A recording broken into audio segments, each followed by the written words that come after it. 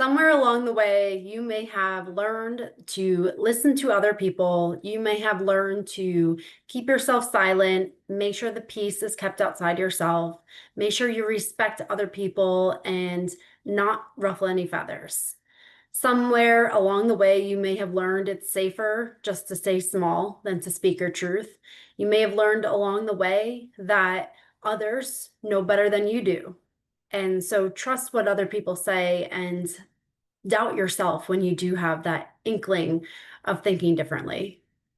Somewhere along the way, you made others a priority and you left yourself behind.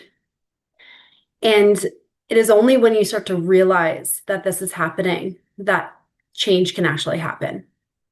The unfortunate thing is that this is not a big shift that happens one day. It's a slow erosion.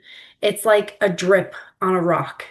It's gradually, it just chips away little by little at your essence. And you don't even realize until you kind of hit that point of pain, so much pain that you're wondering where you are. Is there more to this? Or when is my chance to actually live the life that I want? And when do I get to do what feels right for me and not have the pressure and weight of making sure everybody else is okay?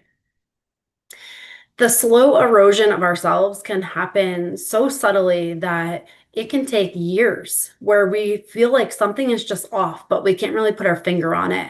We feel like we have that sense of emptiness, but yet we don't really know what's contributing to it. We don't know how to change that. And that slow erosion can happen so much that we end up disrespecting ourselves in ways we don't even realize that we are. And so in this episode, I want to share with you 5 signs that you are respecting yourself. And so you can use this as a way to bring more awareness to yourself. If you notice that you have all 5 happening in your life and that you are embracing all 5, that's amazing. And use this as a kudos to you, a pat on the back that you are doing something right. If you notice that some of these areas do not resonate with the way you're living, or some of these areas are areas for growth, then use this as a way to understand that there is room for you to embrace the essence of yourself, live differently, and there's opportunity to invite more respect for yourself and learn how to do that. So the 5 signs that you are respecting yourself is number 1, you set boundaries.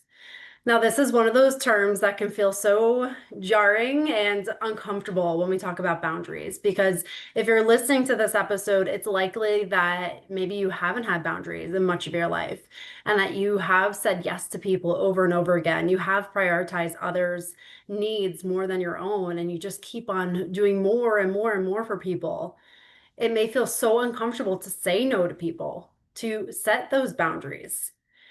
But when you respect yourself, you have boundaries because you understand how important your energy is.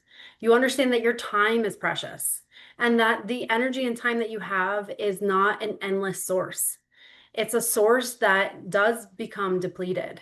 And if you get to the point where you don't have that energy up and you don't have the time, then you don't have the ability to live the life that you're dreaming of or that you desire. You understand boundaries are not a privilege, they are a necessity. You understand that boundaries allow you to have the healthiest relationships with the healthiest people. You understand that when you have boundaries, you are setting the rules for which you live your life. You're inviting people in to come join your life in a respectful way and telling the people who are not willing to abide by that, that there is a set standard for how you live your life. You get to choose how you spend your time and your energy and who gets to be alongside with you in that journey. Number 2, you keep promises to yourself. This is such a huge part to respecting yourself, that when you say, I am going to take 5 minutes in the morning to go for a walk and get outside, that you do it. You make yourself a non-negotiable. When you say, I'm going to read that book, you actually do it and you hold your word to yourself. When you lay out the priorities in your life and you say, this is how you're going to choose to invest your energy, you do it by the way that you say you're going to. You don't allow others to make that decision for you. And you live by your word because you understand how important your word is. Without the integrity and holding your word, you know that self-trust is out the door. And so you know how important, no matter how small that word is, whether it's you're going to have a glass of water right now, when you say it, you do it because you know that's how you build that self-trust within yourself. Number three, you speak kindly to yourself. Now, this can be one that is always evolving and never 100%. We all have that inner dialogue, and the words that we say to ourselves can be really harsh sometimes. And maybe your mind is going all the time, thinking of all the things that are going wrong inside and outside. And that is part of that survival mechanism of our mind. But recognizing that and making small changes and shifts to change the dialogue in which you speak to yourself is where that growth and self-respect comes from. It's recognizing the patterns that you have, knowing that they are not your truth, and that the real truth is love and respect for yourself. That's where your power is. That's the alignment of your soul to fully and unconditionally love yourself. And when you can recognize that and you start to shift your dialogue and the way you're speaking to yourself, that's when you're truly showing your self-respect. Number four, you prioritize your well-being. Now, it's so hard sometimes when we have so much going on. I'm a mom of two young boys. I'm running a business. I have worked where I was working two jobs at a time and trying to grow this in the beginning. And it's crazy. It's so much to take on, plus all the other roles that you're playing. It can be a lot and it can be very overwhelming. And in that, we can very much kind of put our own well-being aside, making sure that everybody else is okay.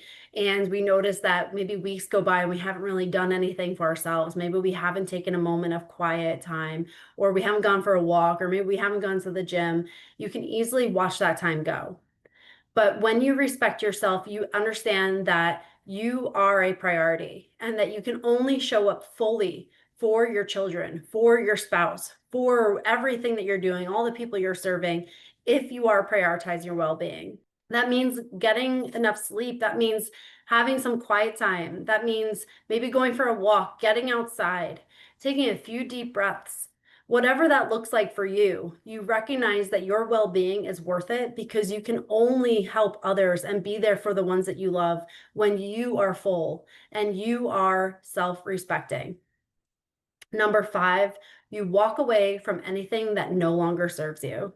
Now, this can be a really, really complex one and a really tough one because it's hard to let relationships go. It really is. And I talked about this in one of my recent reels that I did, that sometimes we hold on to things because of the fantasy of it, that we are waiting for that person to say the right thing, or we think they'll, if I explain it 5 more times, they'll finally understand and then it'll be the relationship that I want. We hope that somebody will give us the accountability or the apology that we want, and we hold out for that. But sometimes that doesn't happen. And sometimes we hold on to relationships because we think of the fantasy of it, that it will be all that we want it to be. But the reality of it is that sometimes it just isn't. And we have to make decisions based off of reality, not fantasy. And sometimes we have to let people go. And it doesn't mean it has to be forever. Sometimes it can be temporary. It just depends on the situation. But you have to understand that if you are in a relationship that you find draining, that you find depleting, that you find that you are keeping yourself small or silent, or you're disrespecting yourself just to keep the peace in that relationship, then that's a time to start looking into it and seeing and asking yourself, does this serve me? And when you respect yourself, you recognize that sometimes you have to let others go so that you don't lose yourself in the process. When you respect yourself, your priority is your peace, not the peace of everybody else. And you recognize that you're responsible for your own emotions, you're responsible for your happiness, your own peace, and that you don't have to bear the weight of everybody else.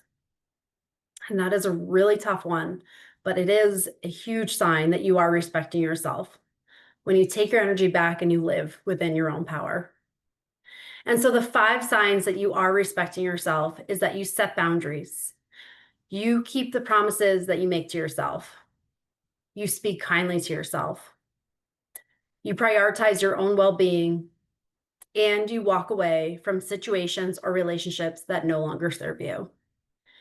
Now, I want you to listen to those and really think about your own life. Where do you notice that in your life? Are you respecting yourself in some ways and maybe not in others? And when you listen to that, the one thing I do not want you to do is come down on yourself if you are not doing one of these. This is all about giving yourself grace, compassion, and recognizing with truth the full awareness of what your situation is. Because it's only when we are truthful to ourselves about what is actually happening, that's when we give ourselves space for change and growth and evolution.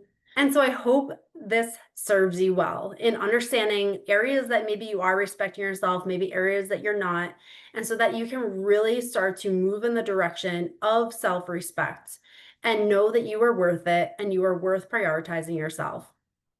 If you found value in this episode, please share it with someone who also needs to hear it. These messages cannot be shared enough. I can't tell you how many times in my own journey when I was battling between that like self-neglect and self-respect and wondering, am I allowed to even prioritize myself? Like almost wanting someone to give me permission. But it was through listening to so many others that have been through some challenges and have learned to make themselves a priority and live through peace that it gave me the permission to do it myself. And so if you found any ounce of permission to take care of yourself in this, I want you to share this with a friend and allow these messages to grow, because it's only through our own self-respect that we can live the life we're meant to live, and you are worth it.